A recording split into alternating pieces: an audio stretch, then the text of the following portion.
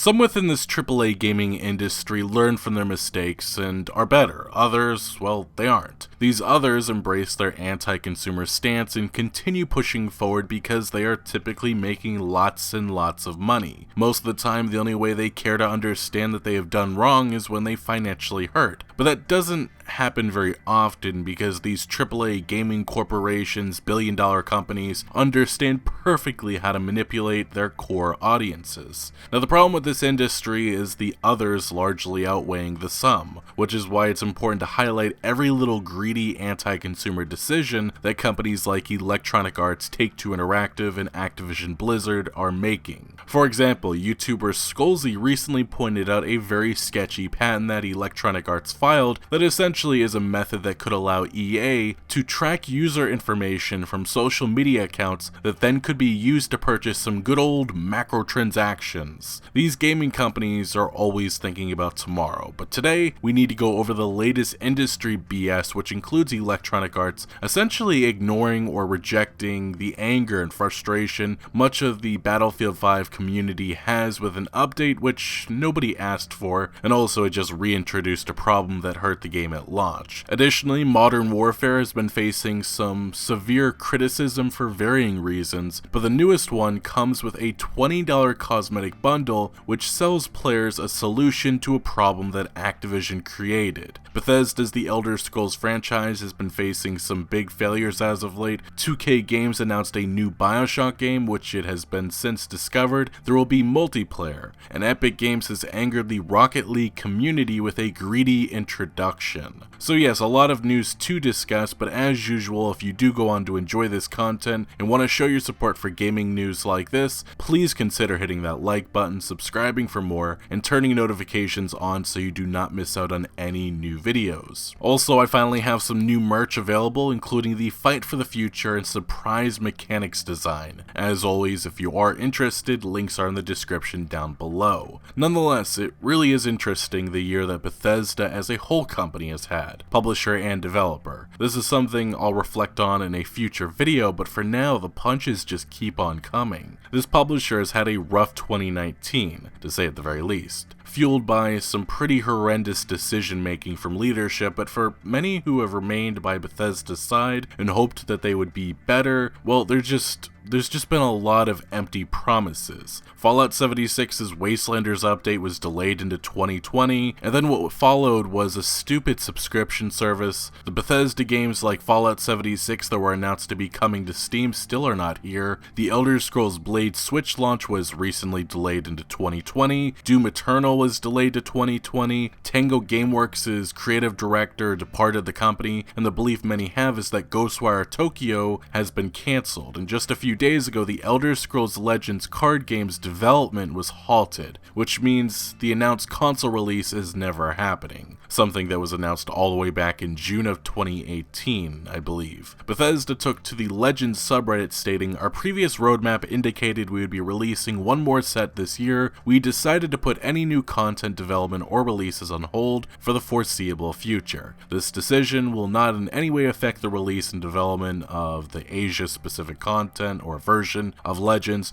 which is operated separately, but will inform our decisions on content and feature development going forward." This statement pretty much felt like a goodbye letter, but Legends had problems. After switching developers last year, it appears the game just never could recover. It also probably doesn't help that the card game, at least via Steam, had a very small player base, in the last 6 months not achieving more than 1,500 players online at once, which likely means that Bethesda just didn't want to invest further resources in what they believed was a sinking ship, which is unfortunate for those who are waiting for new content in a console release. But besides just that, Bethesda made another rather interesting change to Blades, their pure Elder Scrolls experience. As Todd Howard describes it, they removed chess timers. That's actually how they're advertising their new update for their mobile game, which some people are applauding, but it's important to remember this should have never been in the game, period. Months before release, the project lead at Bethesda had this to say about the possibility of timers for Blades.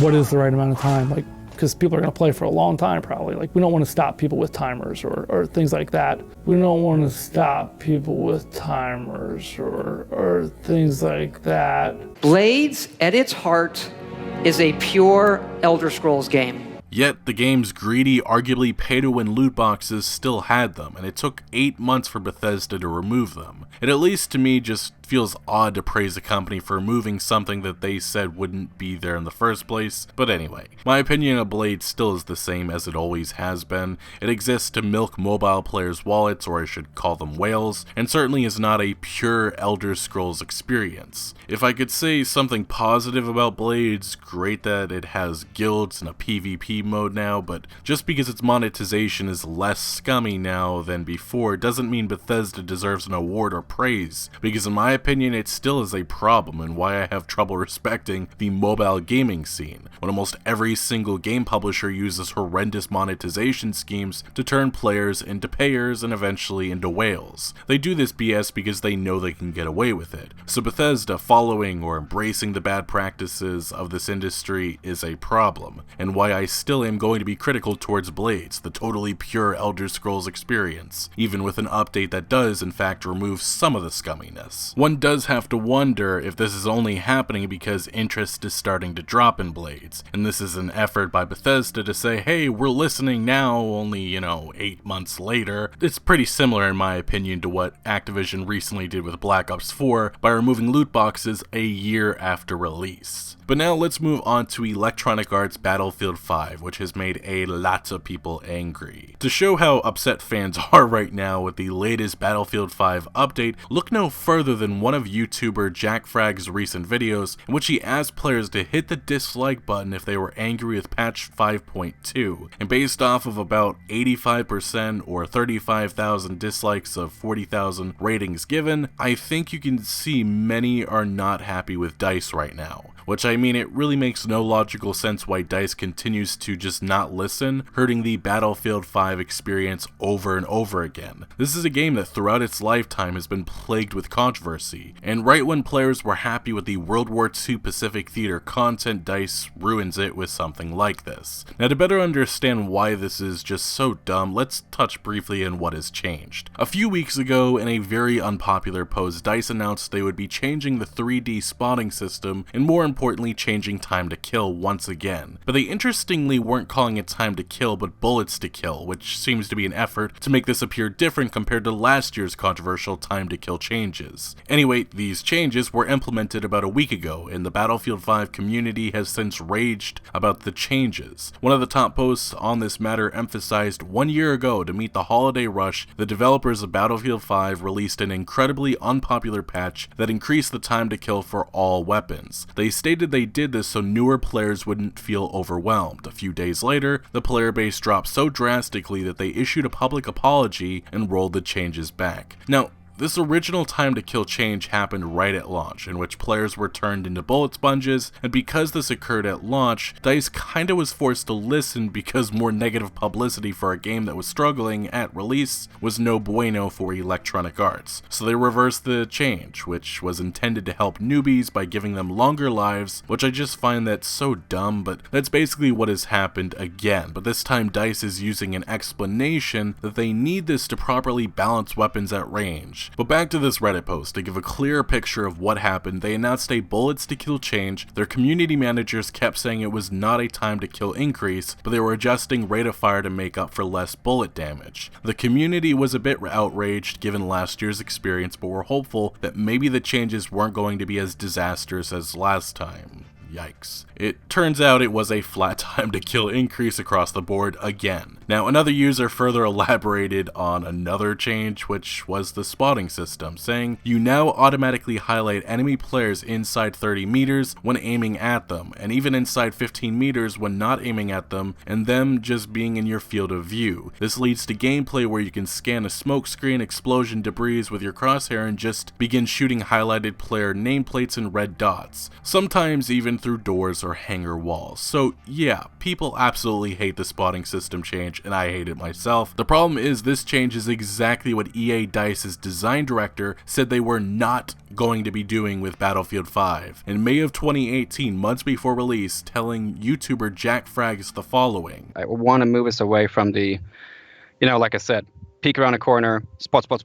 Your finger shouldn't be resting on the spotting button. Your finger should be resting on your trigger. to be able, you scan the actual world. You don't scan for icons. I mean, icons and UI are great. They're a great way to, as an additional help for communication. But if you can handle that communication in the game, I think that's significantly better. But getting back to the bullets to kill changes, as this user further points out, DICE actively tried to disguise it this time by giving it a vague name, rebalancing how weapons work at range, and tried to sweetmouth it by saying they would rework recoil, rate of fire, specializations, etc., as well to keep the time to kill the same. It was all lies. In most cases, the rate of fire has gone down, the recoil has gone down, and the bullets to kill an enemy on all ranges, even 0 to 15 meters, has gone up. This leads to guns not feeling powerful, shooting marshmallows while having no recoil. Just to give a few examples, the starting weapons for the most popular class, Assault, now has a minimum BTK of 6, up from original 4. The STG-44 now needs a minimum 5 instead of 4 shots, and almost every SMG, the FG-42 and the M1907 SF, are virtually useless beyond 10 to 15 meters, which is nothing on Battlefield maps. It gets outright ridiculous on longer ranges where a MG42 needs 13 bullets to kill on long ranges. Just to get a better idea of the controversial changes, here's a top post which shows first the FG42 being pretty much useless at range, but a pistol doing nearly twice the damage at range. It doesn't make sense at all. So the Battlefield 5 community is livid right now, as they feel DICE has ruined the game yet again, and personally, as someone who at times has enjoyed this game, these changes are just disastrous, and they need to be reverted. On the Battlefield 5 subreddit with over 8,000 upvotes, you have a goodbye letter which shares the feeling many have right now, which is that after months of chaos, finally the Pacific update put the game in the right direction, but now DICE screwed it on up again, and some are just tired of it, and moving on now. The Battlefield 5 subreddit has hundreds of posts angry about the changes, with many mocking the incompetency of the developer, and others pointing out how they ignored their feedback, saying that this was a bad idea. Even on the Wake Island trailer video, the comment section is just full of people making their displeasure known, and also making fun of, again, the incompetency of EA DICE. I've seen a lot of comments like it's nerf or nothing, so yeah. Now, how does DICE react to this situation? That's something that some have wondered. Well, apparently, they are actually not going to be reverting back this time. DICE's community manager, in a now heavily downvoted response, said, "Our plan is not to fully revert it, it's to make tweaks and adjustments, and when we have those details, we'll share them. One thing to note, this isn't like a kill switch. The changes were built into the whole update. It's not super simple to just revert it, and the team is still looking at data and feedback, of which there are two sides, to make appropriate adjustments." So for now, it's unclear what DICE does next. They're doing surveys, but the feedback has been pretty darn clear for over a year, and this is yet again another step backwards for a game that has been a mess since even before release. Next, we move on to Activision's Modern Warfare, which has also had its own issues, with many demanding the removal of skill-based matchmaking, which many see as the key aspect damaging this franchise and this game. During a recent $250,000 official Call of Duty tournament, this is what was being spammed in the chat by users. So look, when a large amount of players are reverse boosting just to get an enjoyable match afterwards, there's a problem. And I don't care what the analytics say, this goes for Battlefield 5 as well. These decisions are ruining these multiplayer games, along with pretty terrible monetization, which that actually leads me into some pretty terrible monetization stuff. First, with skill-based matchmaking, some Reddit users have discovered Activision patents which some believe to be connected to Modern Warfare, and interestingly, one of these patents could affect monetization. As Dexerto noted, as stated in Patent 3, conventional systems further fail to leverage matchmaking processes in other contexts, such as influencing game-related purchases. By this logic, and hypothetically speaking of course, the Reddit user points out that players could be matched with individuals who have purchased in-game cosmetics in a bid to entice them to fork out money themselves. This is my concern for tomorrow. It's unclear if something like this is in fact in place right now, but the fact that this could be used in the future is a serious problem. These AAA publishers know what they are doing when they obtain these patents. They dream of using manipulation like this to make massive profits, but for now, what we do know about monetization with Modern Modern Warfare is that the Battle Pass and store is live, and for the most part it's fine, but the issue is, this is just the beginning, and as history has taught me, with this franchise, there's much more to come. But interestingly, the first case of Activision definitely pulling some shady nonsense is with the game's cosmetic watches. And I wonder, did a certain YouTuber not predict that this would be a stupid new excuse of a cosmetic macrotransaction when it was revealed months ago? I'm just asking. Anyway, with Modern Warfare, you'll notice during a match that you can't actually see how many deaths you or your teammates have, which is the first, I believe, for a Call of Duty game. It's likely an engagement tactic to try and get people to not jump into a lobby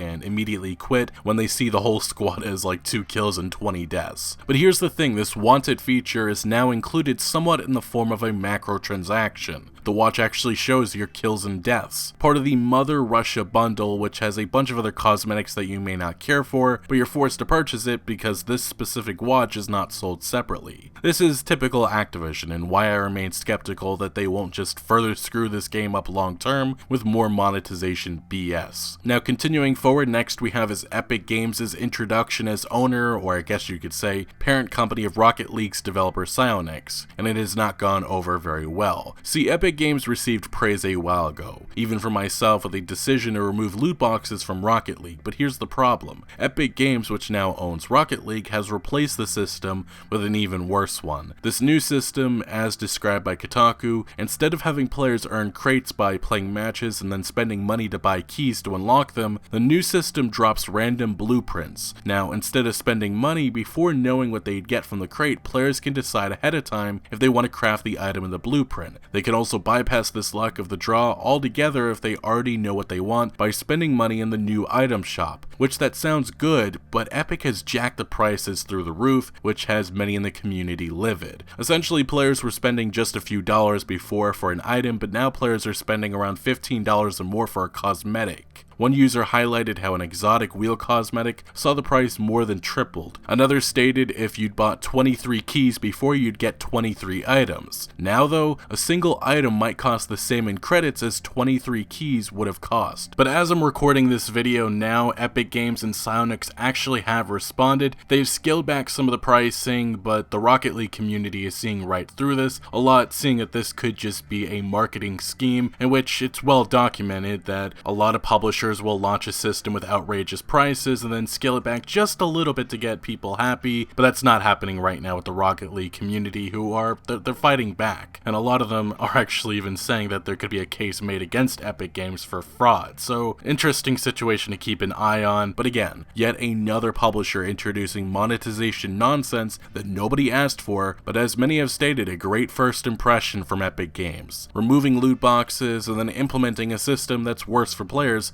and asks for even more money than before. Finally though, to the last subject, which is the announcement of Bioshock 4, or whatever the next Bioshock will actually be called. We now have a studio name behind the game, which is Cloud Chamber, and apparently the game is still several years away, but as we learned before in a past job listing for an endgame design lead, this is a live service experience. The job listing in question stated that 2K Games, or as we now know, Cloud Chamber, is planning Bioshock 4 to have a post-narrative set of systems, quests, and player progression that gives our fanatic fangirls and fanboys more content to experience on an ongoing live service basis. Interestingly, the creative director for this game was announced, and users quickly found another job listing that she posted, in which the director said that they were looking for a senior multiplayer designer for the next Bioshock game. Essentially, there probably will be a single player component and a multiplayer mode that is treated as a live service. Being that this is Take-Two Interactive, they might even call it Bioshock Online. Honestly, the game is still years away and I remain skeptical, especially being that Ken Levine has moved on from this franchise, and the only reason why it's continuing is because of Take-Two's hunger for more money. So time will tell how this turns out, but this AAA industry's obsession with live services, or I should say, turning beloved single-player franchises into live services is kind of demoralizing about all the time.